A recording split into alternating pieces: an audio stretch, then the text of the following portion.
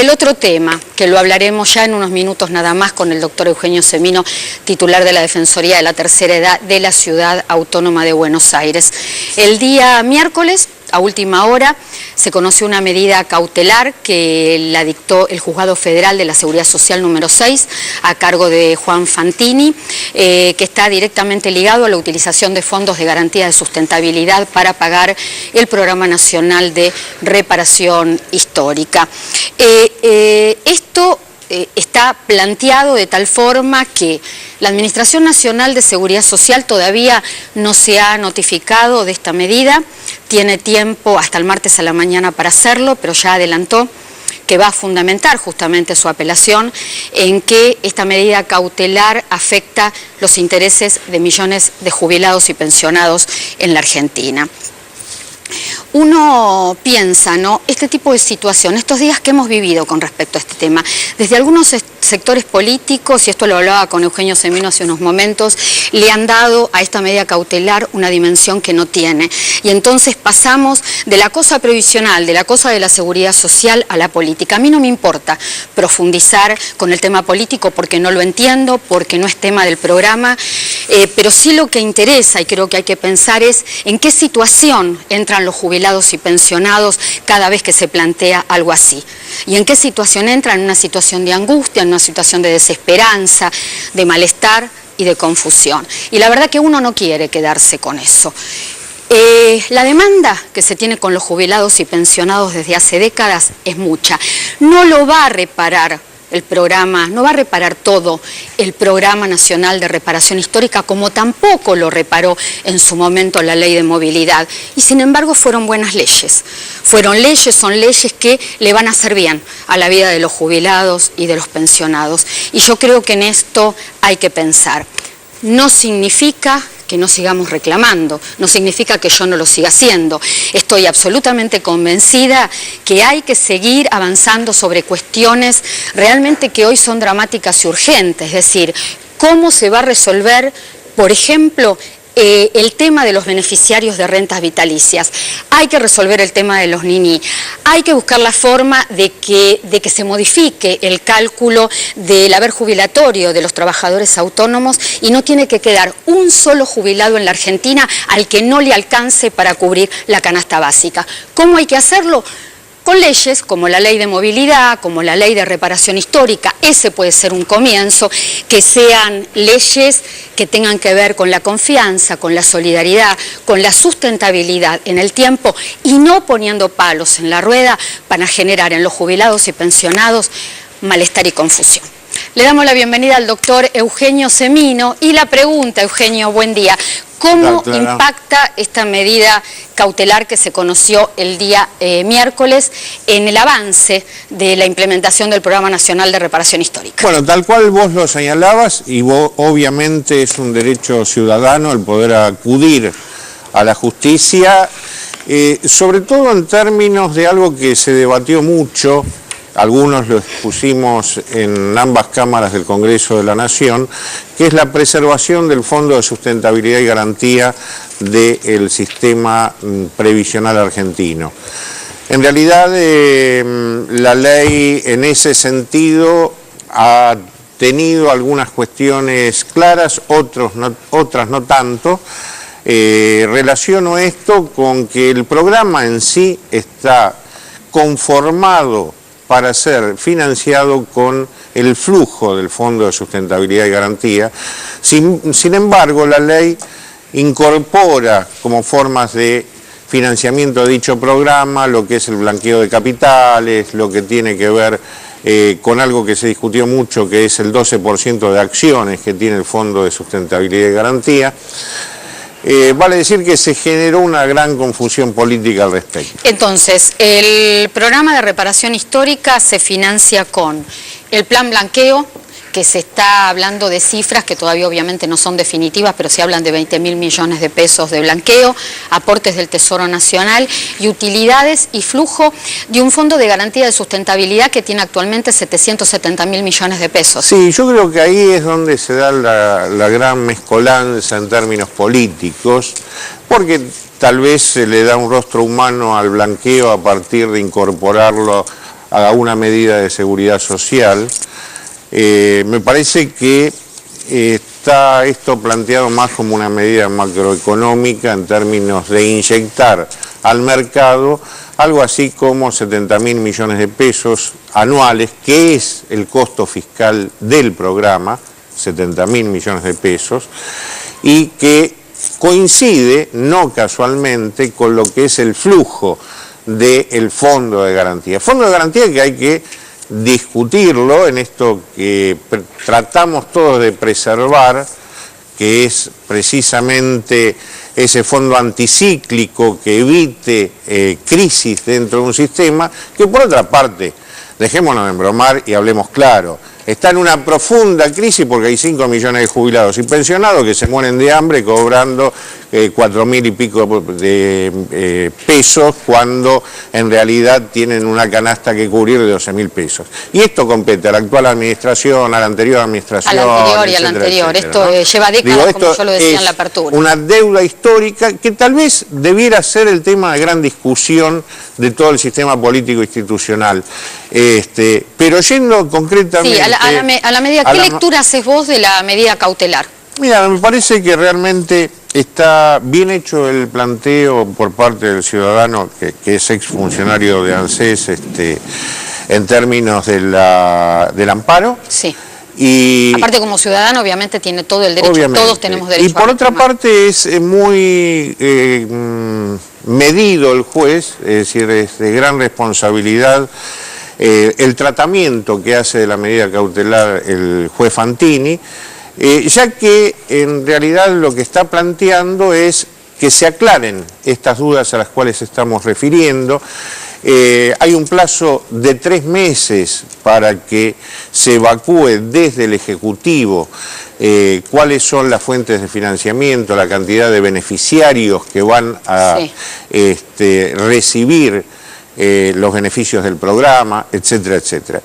Y en realidad estos 3 meses de suspensión, entre comillas, que se le adjudicó una categoría política que en realidad no se refleja en el fallo en sí mismo, es el tiempo durante el cual se va a ejercer la opción por parte de los jubilados. Y se van a calcular los reajustes de haber. Efectivamente, así que no va a alterar, digo, me parece el tema central. Eso, le tenemos que dejar claro a los jubilados y pensionados, porque esto los intranquilizó, pero más que intranquilizarlos, los confundió, porque la pregunta recurrente era...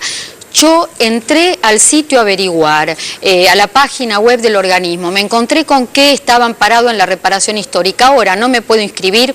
ANSES ha sido muy clara desde las primeras zonas que se conoció esta medida cautelar y ha dicho que el programa de reparación histórica continúa. No, inclusive, más allá de la apreciación de ANSES, que es la demandada en este aspecto, es muy claro lo que expresa el juez. El juez dice, si no se paga con el flujo del Fondo de Garantía, lo tiene que pagar el Estado con plata del presupuesto nacional, por lo cual en ningún caso, dice, el programa no se va a financiar, los que accedieron al programa tienen algún riesgo de no recibir lo que corresponde, etcétera, etcétera, ¿no? Cuando yo decía hace unos momentos que se le termina dando a esto un ángulo político, es justamente porque lo que dicta el juez Juan Fantino se interpretó de millones de maneras diferentes. Bueno, siempre esto suele pasar, y está bien que se lo interprete en política. Lo que no hay que generar zozobra, quienes no trabajamos con expedientes, sino con jubilados de carne y hueso, que vienen esperando hace más de 20 años que le paguen lo que le corresponde, que le paguen lo que emerge de un juicio, etcétera, etcétera. Vimos en las primeras horas, surgida la medida, una gran confusión y miles de llamados diciendo, doctor, pero no nos van a pagar... Eso debe ser prioritario, eso debió ser prioritario para todos los sectores de la sociedad.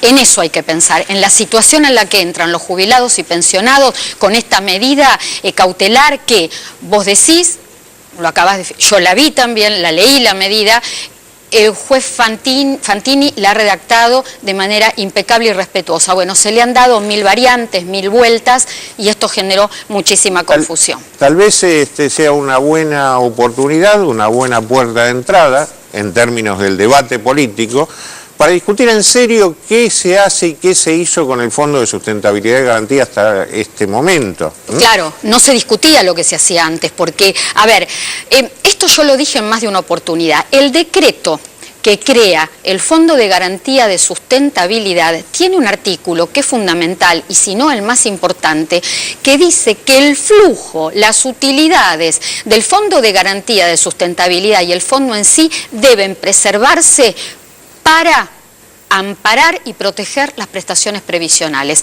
Eso nunca se cumplió.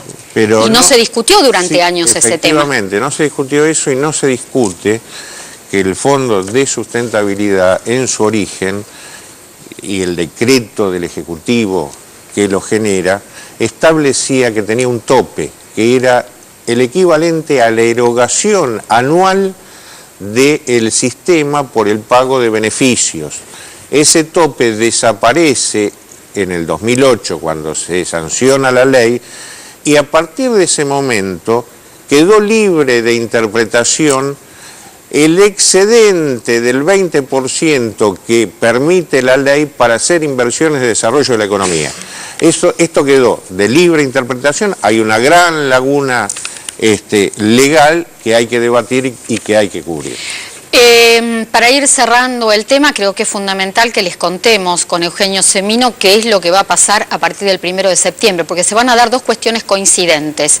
El comienzo de la inscripción al programa de reparación histórica y la aplicación de ley de movilidad al 14,16% en jubilaciones, pensiones y asignaciones familiares. Así es, efectivamente. E inclusive el 1 de septiembre se van a obtener las primeras respuestas. Hay trámites complejos que ha informado ANSES a los beneficiarios que van a tener la apreciación respecto a lo que corresponde a remuneraciones y demás después del 15 de septiembre. A partir del 1 o del 15 en su caso, siempre está la posibilidad desde lo que es la voluntad del jubilado, en consulta, en algunos casos con los profesionales que están llevando las causas adelante cuando hay juicio de por medio, para tomar esa decisión.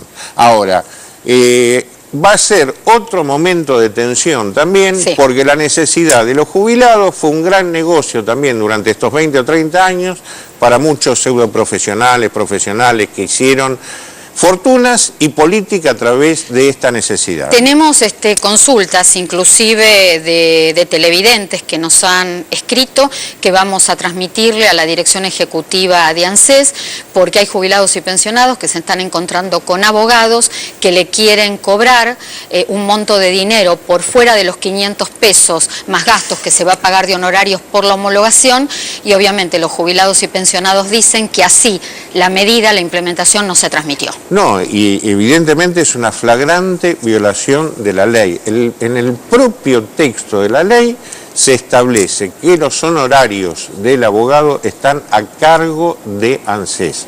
Vale decir que no se le puede cobrar al jubilado una parte equivalente a lo que va a pagar ANSES y demás, porque se está violando la ley.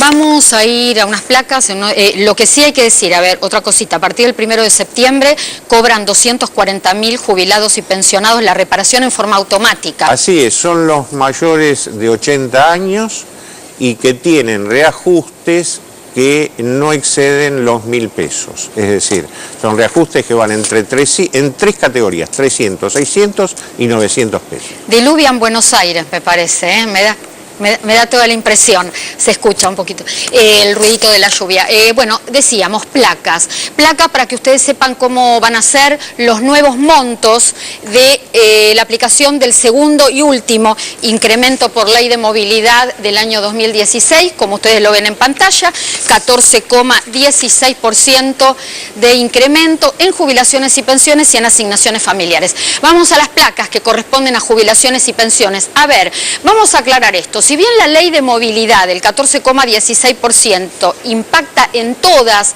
las jubilaciones y pensiones, en todos los tramos, siempre ponemos como parámetro, de alguna manera, como base, tres tipos de haber: el mínimo, el medio y el máximo. Estos son 5.661 pesos la mínima a partir del 1 de septiembre, haber medio 9.287 pesos. Como ustedes verán, tanto el haber medio como el mínimo están quedando aún en septiembre por debajo de la canasta básica, que decía Eugenio Semino, está en 11.031 pesos, y el haber máximo, que está topeado por la Ley de Solidaridad Previsional, una ley de los años 90, 41.474 pesos. Esto es algo que también debería reformarse. ¿Qué más tenemos? El tema de pensiones. Jubilaciones y pensiones contributivas eran los montos de recién, pero también hay beneficios no contributivos. Pensiones no contributivas que equivalen al 70% de un haber mínimo a partir del 1 de septiembre, 3.962 pesos. Esta es la novedad: pensión universal para el adulto mayor, que rige desde agosto. Por ley es el 80% del haber mínimo vigente, será entonces de 4.528 pesos con 80 centavos, y pensiones excombatiente, la ley indica 3 haberes mínimos, 16.983 pesos mensuales.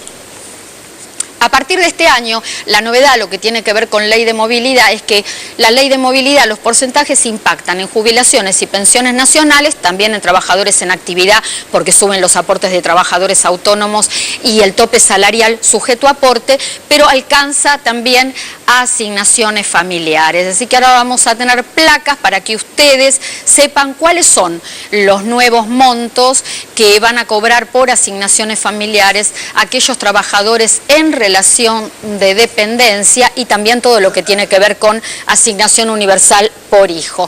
Acá están los tramos. Hay 4 tramos de ingresos mensuales para cobrar asignaciones. Hasta un ingreso familiar de 17.124 pesos neto se cobra por cada hijo en edad escolar 1.103 pesos. De 17.124 pesos a 25.116 pesos de ingresos, cobrarán 741 pesos por cada hijo. Desde 25.116 pesos a 28.997 pesos cobrarán 446 pesos por cada hijo, y hasta los 60.000 cobrarán 228 pesos por hijo en edad escolar. Asignación universal por hijo, hasta 5 hijos, 1.103 pesos mensuales por cada uno. Tenemos una placa más que corresponde, salvo la de cónyuge, que se cobra mensualmente y es de 264 pesos. Aquí también hay que hacer modificaciones, esta asignación está muy relegada. Todas las demás que ven en pantalla son asignaciones que se cobran por única vez, cuando se da una situación puntual. Nacimiento, 1.285 pesos, adopción, 7.704 pesos, matrimonio, 1.926 pesos, ayuda escolar anual, 923 pesos. Les comento que la ayuda escolar anual se paga entre los meses de febrero y abril de cada año en forma automática, pero si al 31 de diciembre no presentan la concurrencia de los chicos al colegio, la ayuda escolar que se pagó a principio de año se termina descontando. Así que atención con esto, que no se les pase la fecha.